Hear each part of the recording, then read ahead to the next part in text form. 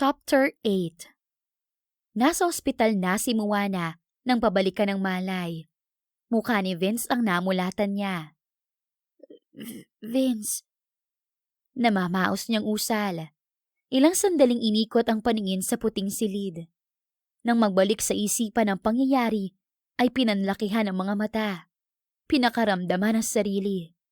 Nang maramdaman ang pananakit ng buong katawan, ay pahisteryang umiyak.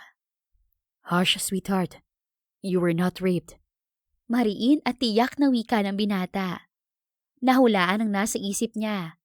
Ginagap ang mga kamay niya at ikinulong sa sariling mga palad nito. Sandali siyang natilihan.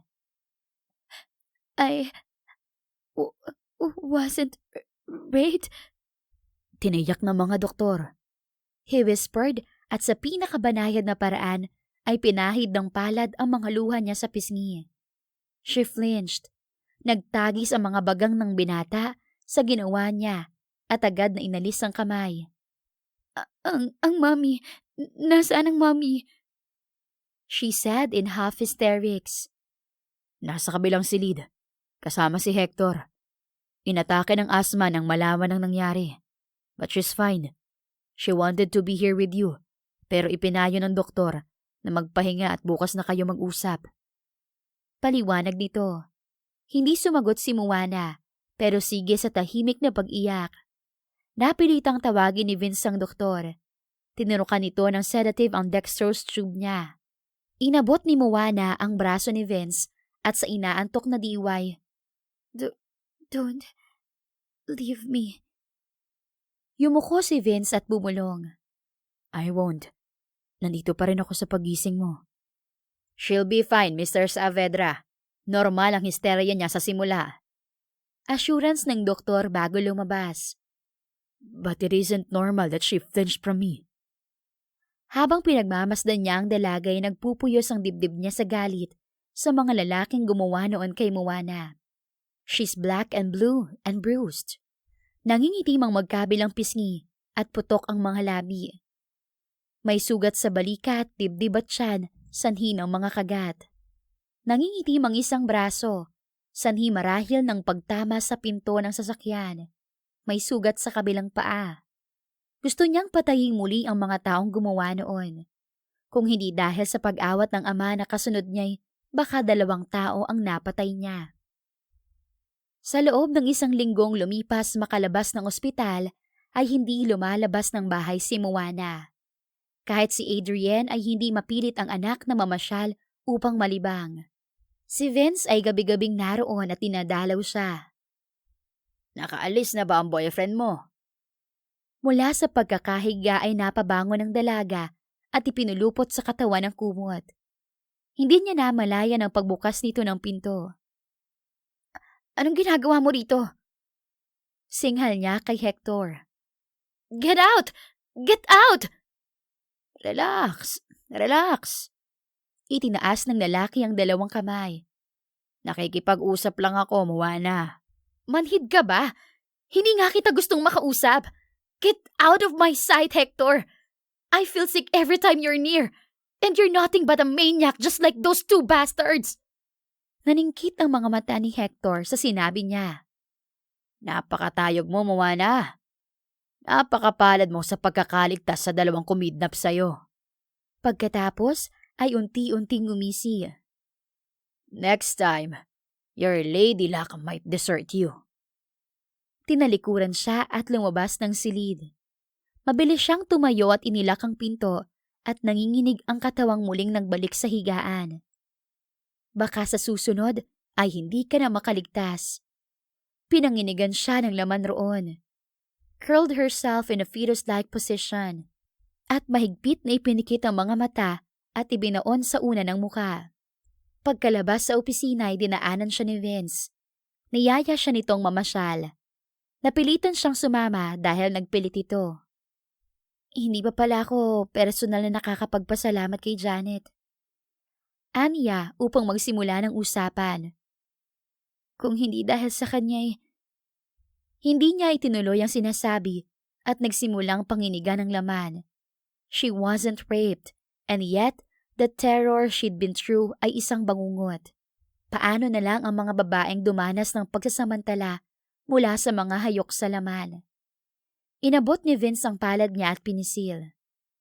It's over, Moana. He said grimly. Patay na ang mga lalaking yun. Tumango siya at sinikap na ibalik ang kalma sa sarili. Wala nang namagitang usapan hanggang sa ipasok ni Vince ang sasakyan sa loob ng isang orchard. Ipinarada ang sasakyan sa isang pamilyar na lugar. Lumabas ang binata sa kotse at umikot sa tabi niya at binuksan ang pinto. Inakay siyang lumabas. Inikot ni Moana ang paningin sa paligid. Nanlalaki ang mga matang tumingala siya sa binata. Bakit tayo nagpunta dito?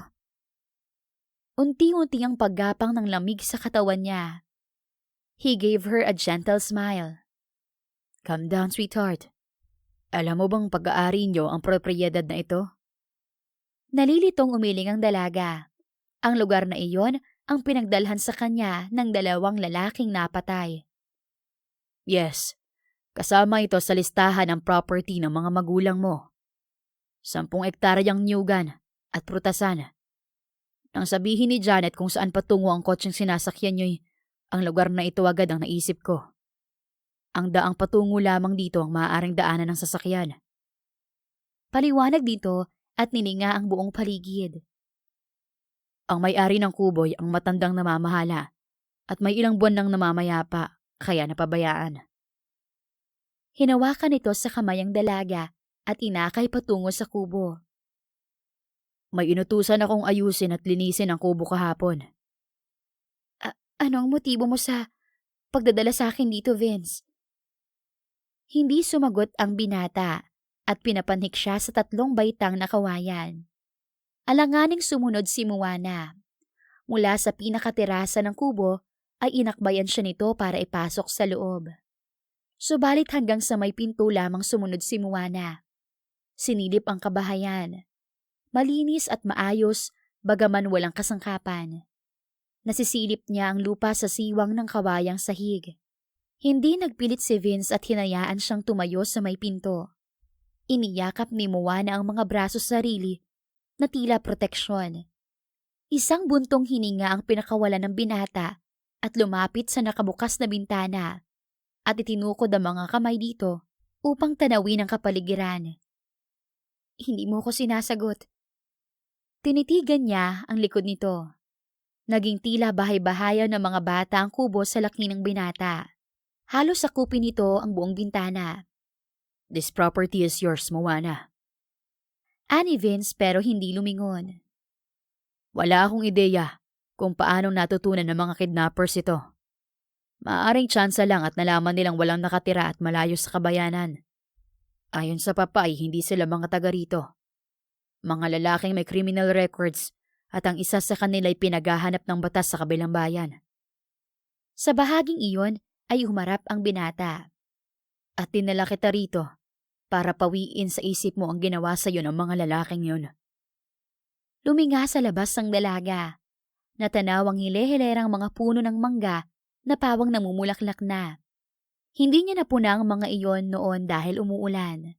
At dinadala ng hangin ang halimuyak ng mga bulaklak sa ilong niya. Somehow, tila balsamo iyon sa sagwatan niyang damdamin. Paano mangyayari yun, Vince? Gayong nakatatak sa isip ko ang kahayupan ng lalaking yun. She said between her teeth.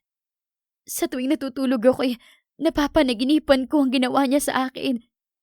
I wasn't raped, all right. But it touched me and he hurt me and... Gumaralgal ang tinig niya. Hindi niya mapigil ang mga luhang malayang dumaloy. Moana. He wanted to reach her, to comfort her, to keep her safe. Subalit pinigil nito ang sarili. Sa ilang pagkakataong hinahawakan nito ang delagay na papapitlag ito nang hindi sinasadya. Even his touch reminded her of what happened, and he couldn't allow it to continue. I'm sorry, Vince. She tried to control her sob. Pinahid ng likod ang palad ang mga luha at muling naghalokip-kip. I don't want to be weak but... You aren't weak, Moana. Mariing wika ng binata. All your life, you were protected, sheltered, pero ginawa mo ang lahat upang ipagtanggol ang sarili mo. Hindi lahat ng babae kayang gawin ang ginawa mo. Some would have likely passed out. Thank you. Suminghot siya at pagkatapos ay pinuno ng hangin ng dibdib. Moana, Nilingon niya ang binata. pumasok ba sa isip mo kung bakit sa tuwing humihiling ka sa aking hagkan kita'y tumatanggi ako? Malakas lang sa bulong ang tinig nito. Nagdikit ang mga kilay niya. Kinabakasan ang pagkalito ang muka. Pinuno ni Vince ng hangin ang dibdib. Maliban sa nangyari sa opisina mo'y, sinikap kong paglabanan ang sarili kong huwag gawin ang sinasabi mo, Moana. Hindi mo ko dinala rito para ipaalala sa akin ang stupidity ko, Vincent. She snapped. I have always longed to kiss you, sweetheart. Wika nito sa tinig na malakas lang ng kaunti sa bulong. Hindi pinansin ang sinabi niya. Tempted beyond endurance in many instances, I have longed to kiss that little hollow in your cheek, wondering if it tasted sweet. But I have to suppress that longing, that desire, though many times I thought I'm going to be mad.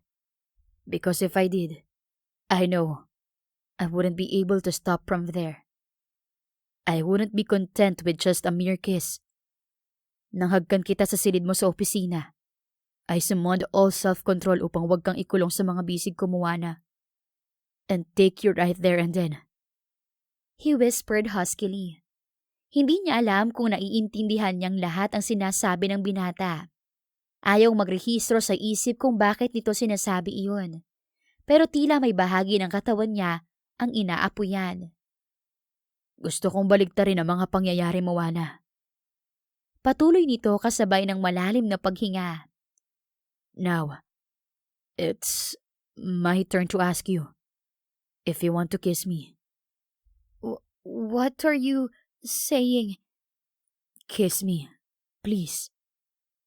You brought me here to ask me to kiss you? And more if you want. He said in a above whisper. Litong nagsalubong ang mga kilay ni Moana. Mabilis ang pagbangon ng dalawang emosyon sa dibdib. Takot at kaba. Nilingon ang ibaba at kotse. Gusto niyang tumakbo pababa at lumayo sa lugar na iyon. Don't be alarmed, he said in a voice he admired so much.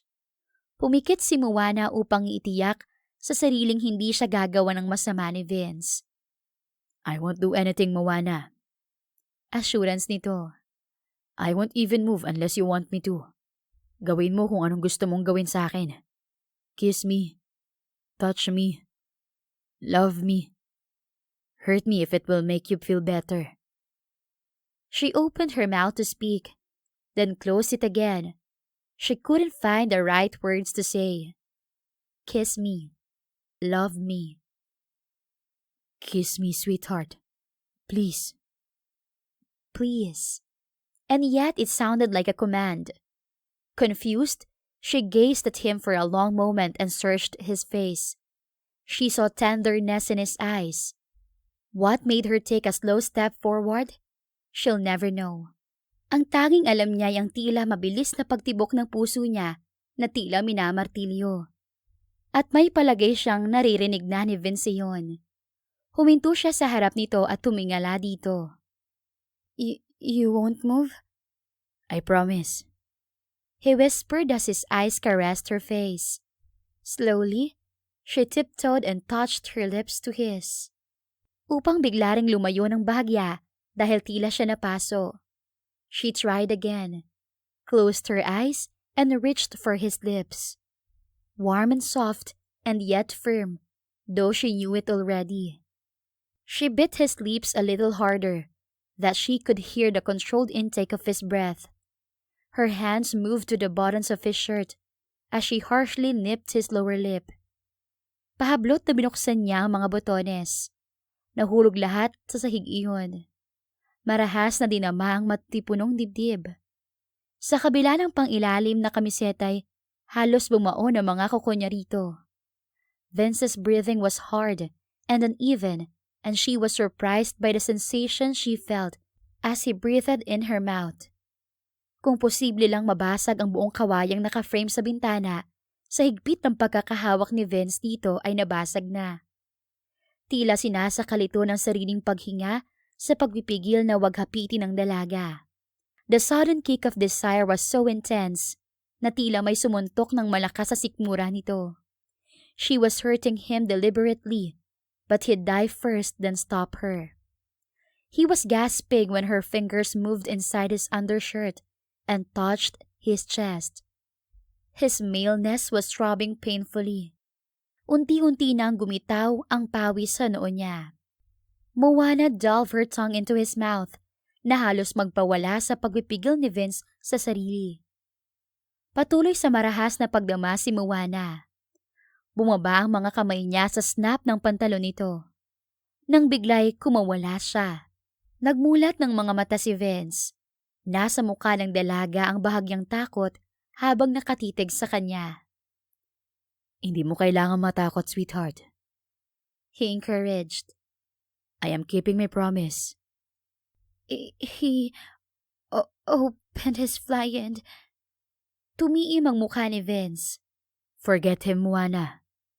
Utos nito. He's dead. He can't harm you anymore. Yes. Muli niyang tinitigan si Vince. No, he's different. Vince could never hurt her, bruise her, at unti-unting lumilinaw sa isip niya kung bakit ginagawa ito ng binata. She was traumatized, and Vince was giving her this moment what a psychiatrist might or may not achieve in many sessions.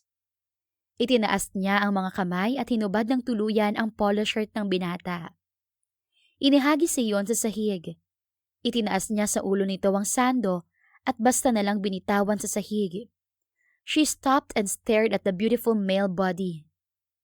Pagkatapos ay muli niyang dinama ang dibdib nito. Curled her fingers on his muscled flesh like an angry cat. Kumawala ang ungol na pinipigil ni Vince. Tinitigan ni Moana ang pinagdaanan ng mga kuko niya. Gumuhit ang dugo sa mga iyon na tila kinalmot ng pusa. Tumaas ang mga mata niya sa mukha ng binata. What she saw was lust sa kabila ng ginawa niya. But perhaps there are two kinds of lust. Ang dinanas niya sa kamay ng lalaking iyon ay pangit. The ugly side of lust. Nasaktan kita. Bulong niya. A faint smile touched his lips and then was gone. Maraming uri ng sakit, sweetheart. I can endure that one. Niyuko nito ang dibdib. What I cannot endure right now is the pain in my groin. It's killing me. And took a deep breath. Itinaas niya ang kamay at banayad na hinaplos ang dugo. She could feel the rhythmic sound of his heartbeat. Natukso siyang ibaba pa ang pagdamasat siya ng binata na lumalim when he inhaled as she touched. She closed her eyes for a moment. Pinilit alisin sa isip ang anyo ng lalaking mataba at may masangsang na amoy. Banayad niyang sinamyo ang kulo nito. A mixture of lime and rainforest. Touched her lips to his chest and kissed it softly. Vince groaned. Hindi nito nagawang pigilin iyon. Bahagyang napapitlag si Moana roon bagamat nakadama ng kasiyahan. Nahihirapan ba ito sa ginagawa niya? She unbuckled his belt, unsnapped and unzipped his pants. Muli ang paglalim ng tiyan ni Vince na nagpadali upang bumagsak ang pantalon nito sa paanan. She tried to control her gasp as she stared at the almost naked man. Sa Amerika, ang mga nakikita niya sa foreign magazines na panlalaki ay hubad ang mga nakalarawang modelo. But not this steely hardness that it almost ripped his cotton brief. Nagangat ng mukha si Moana.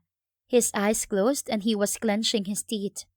Butil-butil ang pawis sa noo nito. Vince, she whispered as excitement and desire flooded her whole body. Yeah. he whispered equally and opened his eyes and stared at her.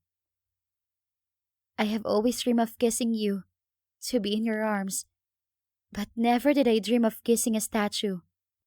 Greek he may be. Ilang segundo muna ang lumipas bago marehistro sa isip ng binata ang sinasabi niya. At lahat ng tensyon ay unti-unting kumawala sa katawan nito. I'm scared, Moana. I'm so scared of crushing you in my arms, of hurting you, of doing something that might make you hate me afterwards. Hindi ko mapapatawad ang sarili ko pag nangyari yun. But I want to give you back what those men had taken from you. I am giving you control over me. I know, she whispered. Her heart overflowed with gratitude para sa lalaking ito na wala na yatang inisip kundi ang kapakanan niya. Noon man o ngayon. But I couldn't make it on my own, Vince. Please, help me. Are you sure? Bilang sagot ay itinaas niya ang muka and reached for his mouth. And she almost had a heart failure when Vince met her mouth and kissed her. His kiss was fierce and hungry. And when his tongue seek entrance, she parted her lips immediately. Angkin nito ang mga labi niya habang ang kamay ay naglandas mula sa mga balikat niya hanggang sa may dibdib and run his fingertips over her breast gently.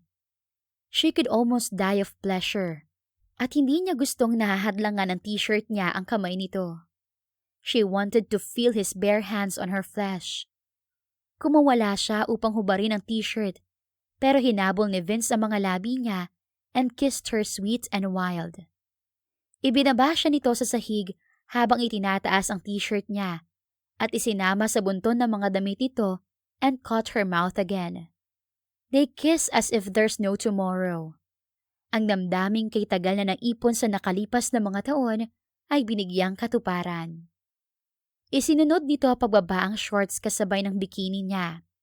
And then, he reached for her gently. Mula sa mukha niya ay gumapang ang kamay ni Vince sa leeg niya patungo sa dibdib at nagtagal roon that it almost took her breath away. His hand moved down to her thighs in feather-light caress. Nagtagal doon as he teased and stroked softly. Natilihan si Moana and opened her eyes. Vince. She whispered her name and closed her eyes again while she concentrated on what he was doing. It was deliciously heart-stopping. She inhaled deeply as something hot flowed her body. At bago pa siya makabawi roon, ay naramdaman niya ang mga labi ni Vince sa dibdib niya, kissing her wetly, suckling so gently she could cry. Then Vince nudged her legs as she felt the steely maleness on her thighs, slowly seeking entrance. It's gonna hurt like hell. Babala ni Vince sa gumagaralgal na tinig. Stared at her face in a mixture of passion and tenderness. She forced a smile at inulit ang sinabi nito kanina. There's pain, and there's pain. I guess I could take this one. She accommodated him as he gently pushed and held her breath and bit her lip to keep from crying out.